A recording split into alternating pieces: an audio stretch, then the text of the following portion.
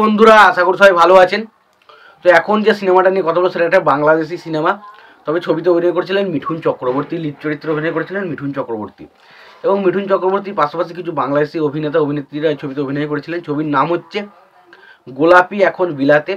ছবিটা রিলিজ করেছিল 2010 সালে এবং ছবির পরিচালক হিসেবে কাজ করেছিলেন আমজাদ হোসেন।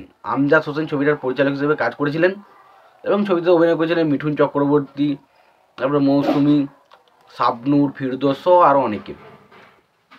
তো এই ছবিটাকে নিয়ে স্পেশালি এখন আলোচনা হবে। তো তার আগে প্রত্যেকটা বন্ধুকে একটাই কথা বলবো, আপনারা চ্যানেলটায় নতুন হয়ে থাকলে অবশ্যই আপনারা চ্যানেলটা সাবস্ক্রাইব করে নেবেন, আর যদি আপনাদের ভিডিওটি ভালো লেগে থাকে অবশ্যই আপনারা লাইক, কমেন্ট, শেয়ার করতে ভুলবেন না। তো এই সিনেমার গল্পের বিষয়ে যাওয়ার আগে এই ছবির পরিচালক, প্রযোজক, সঙ্গীত পরিচালক হিসাবে কারা কারা কাজ করেছে সেই বিষয়টাকে দেখে নিয়ে যাক এবং তারপরে নাই সিনেমাটার বিষয়ে আলোচনায় যাওয়া যাবে। তো এই ছবির পরিচালক হিসেবে কাজ করেছিলেন আমজাদ হোসেন এবং ছবিটার গল্পও লিখেছিলেন আমজাদ হোসেন। ছবিটার প্রযোজনার দায়িত্বে ছিলেন এম.আর. হক। ছবিটার সঙ্গীত পরিচালক হিসেবে কাজ করেছিলেন গুলবন্ত রাজ এবং ছবিটার রান টাইম ছিল 125 মিনিটের মতো এবং ছবিতে আমরা বাজেট যদি বলি, ছবিটা বাজেট ছিল 9,35,000 টাকার মতো। এবার যদি ছবিতে অভিনয়ের কথা বলি, ছবিতে অভিনয় করেছিলেন মিঠুন চক্রবর্তী, মৌসুমী, শাবনূর, ফিরদৌস, প্রবীর মিত্র, শরীফ আহমেদ, কাবিলা, রিনা খান, মুনমুন সহ আরও অনেকে।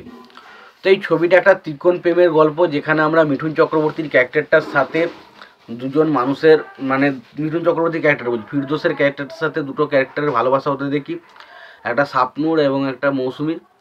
বাট এদের মধ্যে কে ফিরদৌসকে বিবাহ করে এবং তার পাশাপাশি মিঠুন চক্রবর্তীর ক্যারেক্টারের সাথে একজনের বিবাহ হয় এবং মিঠুন চক্রবর্তীর ক্যারেক্টারটার সাথে বিবাহ হওয়ার পর মিঠুন চক্রবর্তীর ক্যারেক্টার যখন জানতে পারে সেই ক্যারেক্টারটা অন্য কাউকে ভালোবাসে, তখন কি বিষয়টা ফুটে ওঠে এবং একটা ত্রিকোণ প্রেমের ভালোবাসা কিন্তু ছবির মধ্যে দেখানো হয়েছে এবং এটা পুরো প্রেমের অ্যাঙ্গেলের উপর ভিত্তি করে ছবিটা বানানো হয়েছে। ছবির মধ্যে ইমোশনাল জায়গা কিছু জায়গায় অবশ্যই ওয়ার্ক করে।